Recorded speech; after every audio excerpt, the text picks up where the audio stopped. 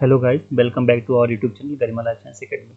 इस लेक्चर में हम क्या देखेंगे, सेल कम्युनिकेशन में जी अल्फा प्रोटीन के सब टाइप्स। हमने पिछले क्लास में हमने क्या बात किया था कि सेल सरफेस रिसेप्टर में जो 3 टाइप्स थे, GPCR, ion channel linked receptor और एंजाइम लिंक्ड रिसेप्टर। तो हमने पिछले क्लास में जीपीसीआर के बारे में बेसिकली देखा था। जीपीसीआर का पूरा डिटेल में हमने देखा था। आज हम इस लेक्चर में बात करेंगे जो जी अल्फा प्रोटीन है उसके डिफरेंट टाइप्स, क्योंकि जो जी अल्फा प्रोटीन है जीपीसीआर में वो बहुत ही इंपॉर्टेंट है। उसके जो डिफरेंट टाइप्स हैं बहुत इंपॉर्टेंट है। तो इस लेक्चर में हम उसी के बारे में अच्छे से देखेंगे कि जी अल्फा प्रोटीन क्या होता है और उसका डिफरेंट फंक्शन। तो विदाउट डिले हम स्टार्ट करते हैं। जो जी प्रोटीन है वो डिफरेंट टाइप्स का होता है, इस टेबल में मेंशन है, तो हम वन बाय वन देखते हैं। जो पहला प्रोटीन है हमारा ये जी अल्फा प्रोटीन का, वो जी एस अल्फा है, स्टिमुलेटरी अल्फा। तो इसका जो सबयूनिट है वो अल्फा होता है और इसका जो फंक्शन है वो क्या करता है, activate adenyl cyclase, activate calcium channel. तो इसका दो फंक्शन है, एडेनाइल साइक्लेज को भी एक्टिवेट करता है और कैल्शियम चैनल को भी एक्टिवेट करता है। जो ये इसका दूसरा है जी ऑल्फैक्टरी, जी ऑल्फ मीन्स जी ऑल्फैक्टरी, इसका भी सबयूनिट अल्फा ही होता है। इसका क्या फंक्शन है, एक्टिवेट एडेनाइल साइक्लेज इन ऑल्फैक्टरी सेंसरी न्यूरॉन। तो ये क्या करता है, एडेनाइल साइक्लेज को एक्टिवेट करता है किसमें, ऑल्फैक्टरी सेंसरी न्यूरॉन्स में। फिर जो हमारा सेकेंड है जी आई अल्फा, उसको हम बोलते हैं G I alpha means inhibitory alpha. इसका जो सबयूनिट है अल्फा वाला, वो क्या करता है, इनहिबिट्स एडेनाइल साइक्लेज। इसका जो हमारा अल्फा सबयूनिट है वो क्या करता है, एडेनाइल साइक्लेज को इनहिबिट करता है। और जो बीटा गामा सबयूनिट है ये क्या करते हैं, एक्टिवेट कैल्शियम मतलब पोटेशियम चैनल। तो जो बीटा गामा सबयूनिट है वो क्या करता है, पोटेशियम चैनल को एक्टिवेट करेगा। जो अल्फा है वो इनहिबिट करता है एडेनाइल साइक्लेज को। फिर जो हमारा जी ओ है, जी नॉट अल्फा, वो क्या करता है, उसका जो सबयूनिट है जी नॉट का, जो बीटा गामा सबयूनिट है वो क्या करता है, activate potassium channel, inactivate calcium channel. जो ये जी नॉट का जो बीटा गामा सबयूनिट है वो क्या करता है, पोटेशियम चैनल को एक्टिवेट करेगा और दूसरे वे में कैल्शियम को चैनल को इनएक्टिवेट कर देता है। और इसका जो alpha and beta gamma subunit जब दोनों तीनों मतलब साथ में आ जाते हैं, तब इसका फंक्शन क्या है, एक्टिवेट्स फास्फोलाइपेज सी बीटा। जब अल्फा एंड बीटा गामा साथ में रहते तीनों, तब क्या करते हैं, पीएलसी बीटा को एक्टिवेट करते हैं। फिर नेक्स्ट प्रोटीन है जीटी, इसको बोलते हैं जी ट्रांसड्यूसिन अल्फा। जो सबयूनिट है वो उसका ये अल्फा है। इसका फंक्शन क्या है, एक्टिवेट साइक्लिक जीएमपी। इस साइक्लिक जीएमपी को एक्टिवेट करता है। फास्फोडाइस्टेरेज को भी एक्टिवेट करता है, किसमें, रॉड फोटो रिसेप्टर में। तो जो हमारा विजन पाथवे है, रोडॉप्सिन पाथवे, रॉड रिसेप्टर वाला पाथवे, ये उसमें जीटी जो अल्फा है वो इन्वॉल्व रहता है। जो थर्ड है हमारा नेक्स्ट, वो जी क्यू अल्फा। जो जी क्यू अल्फा है उसका सबयूनिट अल्फा ही होता है और उसका जो फंक्शन है वो क्या करता है, एक्टिवेट फास्फोलाइपेज सी बीटा। ये फास्फोलाइपेज सी बीटा को एक्टिवेट करता है। जो फोर्थ है G12/13, इसका जो सबयूनिट है वो अल्फा है। जो इसका फंक्शन क्या है, ये रो फैमिली मोनोमेरिक जीटीपीएज होता है और क्या करता है, ये रेगुलेट द एक्टिन साइटोस्केलेटन। तो जो हमारा एक्टिन साइटोस्केलेटन का फंक्शन पाथवे है उसमें ये हमारा G12/G13 अल्फा ये इन्वॉल्व रहता है। तो हमने इसमें बात किया कि डिफरेंट जो जी अल्फा के टाइप्स हैं उसमें हमने बात किया कि G S alpha, G I alpha, G olf alpha, G naught, G T, G Q, और इसके हमने फंक्शन देखा। ये एक और टेबल है, इसमें हम थोड़ा और अच्छे से देखेंगे कि डिफरेंट जो जी प्रोटीन है उसके डिफरेंट हम टाइप्स और उसकी एक्टिविटी और पाथवे। तो हमारा जो जी एस अल्फा है, स्टिमुलेटरी अल्फा, वो क्या करता है, activate adenyl cyclase increasing CMP concentration. ये क्या करता है, एडेनाइल साइक्लेज को एक्टिवेट करके सीएमपी का कंसंट्रेशन बढ़ा देता है।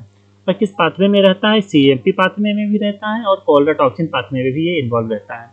जो सेकेंड प्रोटीन है वो G Q alpha. G Q alpha का एक्टिविटी क्या है, एक्टिवेट पीएलसी। ये फास्फोलाइपेज सी को एक्टिवेट करता है और इसका जो पाथवे किसमें किसमें रहता है, IP3 डायरेक्ट पाथवे में इन्वॉल्व रहता है। जो थर्ड है हमारा जी I alpha, G I alpha का मतलब जी इनहिबिटरी अल्फा। ये क्या करेगा, एडेनाइल साइक्लेज को इनहिबिट करता है और सीएमपी के कंसंट्रेशन को कम कर देता है, just reverse to G S alpha. और इसका जो पाथवे है, किस पाथवे में रहता है, ये परट्यूसिस टॉक्सिन पाथवे में इन्वॉल्व रहता है, जो जी आई अल्फा है। लास्ट है हमारा जी टी अल्फा। जो जी टी अल्फा है वो रोडॉप्सिन में, मतलब उसका जो एक्टिविटी है रोडॉप्सिन में है और जो पाथवे है वो विजन सिस्टम, मतलब ये विजन पाथवे विजन सिस्टम में इन्वॉल्व रहता है। तो हमने ये जो है इस डायग्राम से हमने देखा टेबल से कि डिफरेंट जी जो मतलब डिफरेंट जो जी प्रोटीन है उसके सब यूनिट्स, एक्टिविटी और पाथवे में किसमें इन्वॉल्व हैं। फिर हमने जो ये देखा कि different types of GPCR pathway. हमने पहले बात किया जी प्रोटीन, अब बात करेंगे हम जीपीसीआर का जो मतलब डिफरेंट पाथवेज हैं, वो कुछ पाथवे को हम वन बाय वन पढ़ेंगे। पहला जो है सीएमपी पाथवे, सेकेंड जो है वो IP3 direct pathway, third cholera toxin pathway, fourth pertussis pathway, fifth एनो signaling pathway, nitric oxide signaling pathway, जो सिक्स्थ है वो रोडॉप्सिन पाथवे। तो ये 6 पाथवे हैं जो जनरली हम पढ़ते हैं और पेपर में जो पूछा जाता है इससे क्वेश्चन। तो हम वन बाय वन देखते हैं। पहले हम पढ़ेंगे CMP pathway. What is CMP signaling pathway? CMP signaling pathway क्या होता है, थोड़ा हम उसके बारे में देख लेते पहले। In the field of molecular biology the CMP signaling pathway also known as adenylyl cyclase pathway. जो मॉलिक्यूलर बायोलॉजी में जो CMP सिग्नलिंग होता है उसको हम बोलते हैं एडेनाइलाइल साइक्लेज पाथवे भी बोलते हैं। तो इसके दो नाम है, एक CMP पाथवे, एक adenylyl cyclase pathway. Is a GPCR signaling cascade used in cell communication. तो ये है हमारा एडेनाइलाइल साइक्लेज पाथवे, GPCR का जो सिग्नलिंग टाइप्स है और ये सेल कम्युनिकेशन में यूज होता है। इसका जो फुल फॉर्म है CMP का वो क्या है, साइक्लिक एडेनोसिन 3,5 मोनोफास्फेट। इसका जो फुल फॉर्म है साइक्लिक एडेनोसिन 3,5 मोनोफास्फेट है। ये फर्स्ट सेकंड मैसेंजर है जो आइडेंटिफाई किया गया मॉलिक्यूलर बायोलॉजी में। इसका जो फंक्शन है cellular response to many hormones and neurotransmitter, मतलब मैनी हार्मोन्स और न्यूरोट्रांसमीटर में इसका सेलुलर रिस्पॉन्स देखा गया है। ये पहला सेकंड मैसेंजर है CMP जो आइडेंटिफाई हुआ। CMP also known as cyclic adenosine 3' monophosphate regulate various physiological processes like metabolism, secretion of calcium homeostasis, muscle contraction, cell fate and gene transcription। तो ये सब रोल को परफॉर्म करता है। फिर CMP is a cyclic nucleotide. जो CMP है वो साइक्लिक न्यूक्लियोटाइड होता है। Serve as vital second messenger in several signaling pathway. Different signaling pathway में इसका रोल काफ़ी देखा गया है। फिर ये हमारा ये पूरा जो डायग्राम है ये वाला, इसमें CMP पाथवे के बारे में एक्सप्लेन किया गया। तो हम देखते हैं। ये जो हमारा है ये हमारा प्लाज्मा मेम्ब्रेन है, सेल मेम्ब्रेन है। ये हमारा GPCR रिसेप्टर है, ये G प्रोटीन है, इनएक्टिव फॉर्म में है, GDP से बाउंड है। जैसे ही लिगेंड आया, लिगेंड इधर बाइंड किया इधर, ये GPCR पे रिसेप्टर पे ये एक्टिवेट हो गया। जो G प्रोटीन क्या हुआ, GTP को बाइंड करके GDP को हटा दिया, means G alpha GTP bound form में एक्टिवेट हो गया और G बीटा और गामा ये हमारे अलग हो गए और ये मेम्ब्रेन से बाउंड है। तो जो G अल्फा हुआ एडेनाइल साइक्लेज से जाकर के बाइंड किया, एडेनाइल साइक्लेज को एक्टिवेट कर दिया, वो पहले इनएक्टिव था। जैसे ही एडेनाइल साइक्लेज एक्टिवेट हो गया वो क्या किया, CMP बनाया, ATP को लेकर के CMP में बना दिया, ATP को थोड़ा CMP बनाया। अब CMP क्या किया, अब CMP जाकर के प्रोटीन काइनेज से बाइंड किया। पहले प्रोटीन काइनेज ये है जो ये है इनएक्टिव हेटेरोटेट्रामर था, इनएक्टिव था हेटेरोटेट्रामर है, 2 रेगुलेटरी सब यूनिट 2 कैटालिटिक सब यूनिट पहले थे। जैसे CMP आकर के इनसे बाइंड किया, 4 CMP मॉलिक्यूल रेगुलेटरी सब यूनिट पे क्या हुआ, ये डिसोसिएट हो गया। जो ये CC है कैटालिटिक सब यूनिट अलग हो गया और जो ये रेगुलेटरी सब यूनिट है ये अलग हो गया। कैटालिटिक सब यूनिट फर्दर जाएगा डाउनस्ट्रीम प्रोसेसिंग में, डाउनस्ट्रीम सबस्ट्रेट से बाइंड करेगा, उसको फास्फोरिलेट करेगा और फर्दर रिस्पॉन्स देखा जाएगा। तो ये हमने देखा CMP का सिग्नलिंग पाथवे। एक सेकंड डायग्राम है दूसरे बुक का, इसमें हम और इसमें देखेंगे कि इसमें कैसे पूरा पाथवे अच्छे से। तो जो पहला है ये पहला स्टेप है, first messenger binds to GPCR activated. ये हमारा ये GPCR ये है रिसेप्टर है। फर्स्ट मैसेंजर जो हमारा एपिनेफ्रिन सिग्नलिंग मॉलिक्यूल इसे आकर के बाइंड किया, बाइंड करने के बाद इसको एक्टिवेट किया रिसेप्टर को और प्रोटीन को। Activated GPCR bind to G protein which is then bound by GTP activating the G protein. जब ये एक्टिवेट हो गया तो G प्रोटीन से बाइंड किया और GTP फॉर्म में G प्रोटीन को एक्टिवेट कर दिया। तो ये GTP मतलब फॉर्म में बाउंड है और एक्टिव हो गया हमारा G प्रोटीन। अब ये क्या करेगा थर्ड स्टेप में, activated G protein oblique GTP binds to adenyl cyclase, GTP is hydrolyze activating adenyl cyclase. क्या किया, ये जो हमारा G अल्फा प्रोटीन है GTP फॉर्म में है, ये जाकर के एडेनाइल साइक्लेज से बाइंड किया, हाइड्रोलाइसिस हुआ GTP का और एडेनाइल साइक्लेज को एक्टिवेट कर दिया। जैसे ही हमारा एडेनाइल साइक्लेज एक्टिवेट हुआ थर्ड स्टेप में, फोर्थ में क्या हुआ, activated adenyl cyclase convert ATP to CMP। Adenyl cyclase जो हमारा एक्टिवेट हो गया, ये क्या किया, ATP को लेकर के CMP में बना दिया। जब ये CMP बना तो ये सेकंड मैसेंजर था जो हमारा इस सिग्नलिंग में पहला जो सेकंड मैसेंजर बनता है। जब CMP बन गया तब क्या हुआ, पांचवें स्टेप में CMP या second messenger activates another protein known as protein kinase leading to cellular response. हमारा CMP जो है ये जाकर के प्रोटीन काइनेज से बाउंड हो गया और प्रोटीन काइनेज को एक्टिवेट कर दिया। जब प्रोटीन काइनेज एक्टिवेट हो गया, ये फर्दर जाकर के डाउनस्ट्रीम प्रोसेसिंग किया और सेलुलर रिस्पॉन्स जो लेकर के आया था उसको देखा गया। तो हमने ये देखा CMP पाथवे।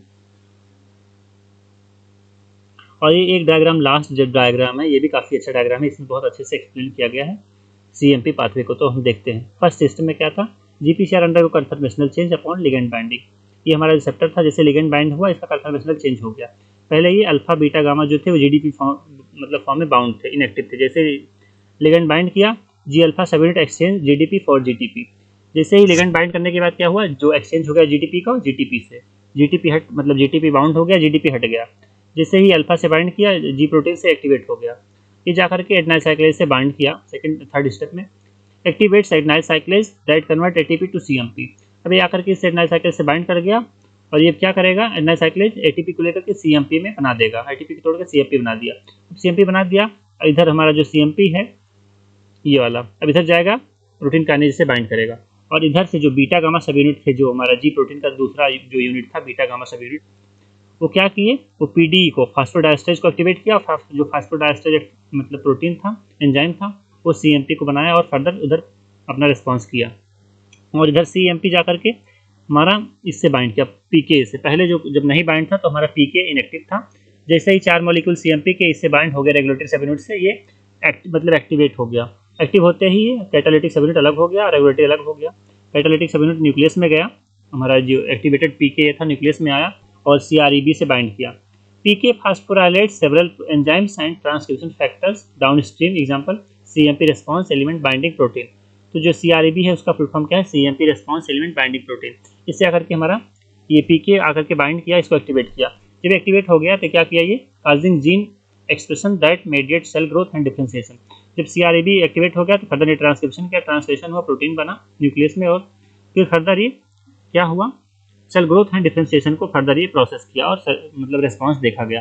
तो हमने ये देखा कि लिगेंड का बाइंड होने के बाद कंफर्मेशनल चेंज हुआ रिसेप्टर का, जी प्रोटीन एक्टिव हुआ, एडिनाइल साइक्लेज को एक्टिवेट किया, एडिनाइल साइक्लेज एक्टिवेट हो गया तो सीएमपी को बनाया, एटीपी को लेकर के सीएमपी बनाया, सीएमपी के 4 मॉलिक्यूल पीके से आकर के बाइंड करके, पीके से जैसे बाइंड किया एक्स को एक्टिवेट कर दिया, रेगुलेटरी अलग हो गया, कैटालिटिक अलग हो गया, कैटालिटिक जाकर के न्यूक्लियस में गया, न्यूक्लियस में सीआरईबी को एक्टिवेट किया, सीआरईबी ने सेल ग्रोथ एंड डिफरेंशिएशन को अपना फर्दर जो है उसका रोल परफॉर्म किया। तो हमने इस स्टेप में देखा, इस मतलब लेक्चर में हमने क्या देखा, जी प्रोटीन और जी अल्फा प्रोटीन है उसके डिफरेंट टाइप्स देखा, उसका फंक्शन, उसकी एक्टिविटी देखा, डिफरेंट पाथवे में कैसे कैसे इन्वॉल्व होते हैं। फिर फर्दर हमने देखा कि जो जीपीसीआर के 6 पाथवेज हैं वो कौन कौन से थे, और हमने इसमें देखा, हमने सीएमपी पाथवे को हमने देखा। और हम नेक्स्ट लेक्चर में बात करेंगे सेकंड पाथवे जो है वो IP3 डायरेक्ट पाथवे डिटेल में। तो इस लेक्चर में हमने देखा सीएमपी पाथवे। तो I am going to stop this lecture here. We'll continue in next lecture, IP3 direct pathway. If you like my video notes and lectures, you can subscribe my YouTube channel Garima Life Science Academy and share with your friends. Thank you.